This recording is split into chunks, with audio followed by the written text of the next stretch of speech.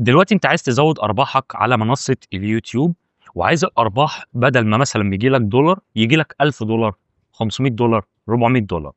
اللي بيكلمك في البداية عشان بس تبقى أنت مكمّل الفيديو مرتاح، أولًا مش غرضه المشاهدات، تاني حاجة أنا عندي قناة أساسية فيها أكتر من 80,000 ومتواجد على اليوتيوب بقى لي 3 سنين، مفعّل الأرباح بقى لي تقريبًا بتاع سَنة، سَنة وشوية.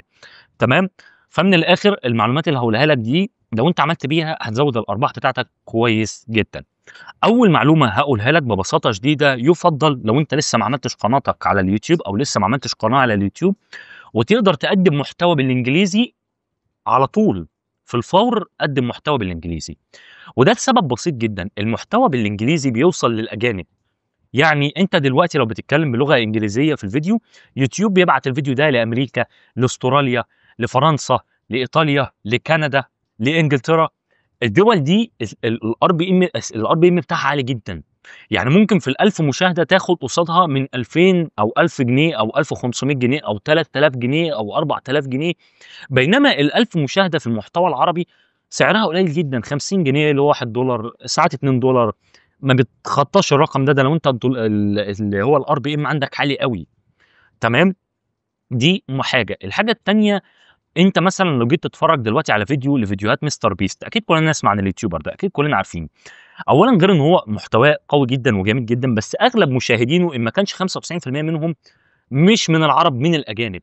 فبالتالي ما تستغربش أمّا تشوف في فيديو ليه بيضرب 10 لامبورجيني تحت قطر أو بيفجّر 700 فيراري أو ما فيش مشكلة، لإن فيديوهاته بتجيب له ملايين الدولارات. ليه؟ لإن في الأغلب 90% منهم من مشاهدينه من الأجانب. تمام، طبعًا عشان بس ما نتغُوص في حوارات كتير، بس هو طبعًا محتواه قوي جدًا، جدًا، جدًا، مش هننكر الكلام ده. تمام، دي حاجة. الحاجة التانية، أنت دلوقتي خلاص قدّمت محتوى عربي زي حالاتي، إزاي بقى تزوّد أرباحك؟ ببساطة شديدة عندك حل من 2، الحل الأولاني إن أنت حضرتك تبتدي تعدّل من قناتك، يعني تعدّل في الإضاءة، تضبّط في الصوت، تضبّط في الكلام ده كلّه، تضبّط في الصورة المصغّرة، تضبّط العنوان. طَب أنا ليه باقول لك الكلام ده كلّه؟ الكلام ده كلّه أول حاجة هيزوّد من اقتراحات الفيديو بتاعك، لإن ببساطة شديدة يوتيوب مش هيبعت فيديو هو من وجهة نظره فيديو وِحِش وسيء، مونتاجه سيء، الصوت بتاعه وِحِش، ببساطة شديدة مش هيبعته للناس، لإن كده أنت بتمشّي الناس من اليوتيوب، بدل ما كنت هاتفرّج على الفيديو بتاعك وأقعد حبّة في المنصة، لأ أنا هامشي واسيب المنصة خالص، فيوتيوب مش من مصلحته إن فيديو وِحِش يقترحه على ناس كتير، بينما لمّا يكون الفيديو مونتاجه حلو، الedit بتاعه قوي، الصوت قوي، الصورة مصغّرة قوية، الصوت حلو، كل حاجة حلوة، ببساطة شديدة هتقدر يوتيوب يقترحك لناس كتير، وطبعًا المشاهد اللي هيخش الفيديو بتاع حضرتك هيقعد حبّة حلوين في الفيديو، فبالتالي الفيديو هيُقترح أكتر، فبالتالي أرباحك هتزداد أكتر، لإن الإعلانات عندك هتزداد أكتر.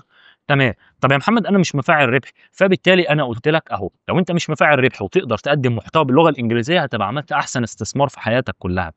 أنا مش عايز أقول لك إن عندي في قناتي الأساسية لمّا بانزّل فيديو 17 ثانية ومثلًا ييجي لي 4000 مشاهد على الفيديو القصير ده من أمريكا، باخد قصاده تقريبًا $1.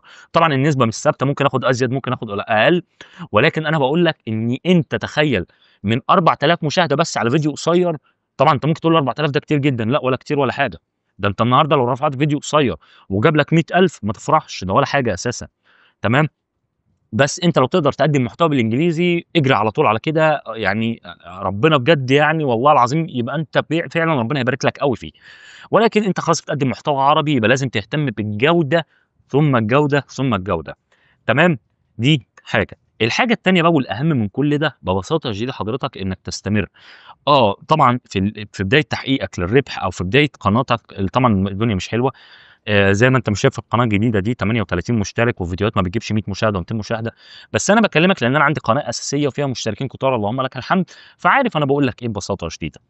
أنت الاستمرارية بتزود المشاهدات فبالتالي بتزود الأرباح، تمام؟ فده كانت حلقة النهارده إزاي تزود أرباحك على منصة اليوتيوب بطريقة شرعية تمامًا وبطريقة قوية وبطريقة حلوة وبطريقة سلسة، ما تقلقش من أي حاجة.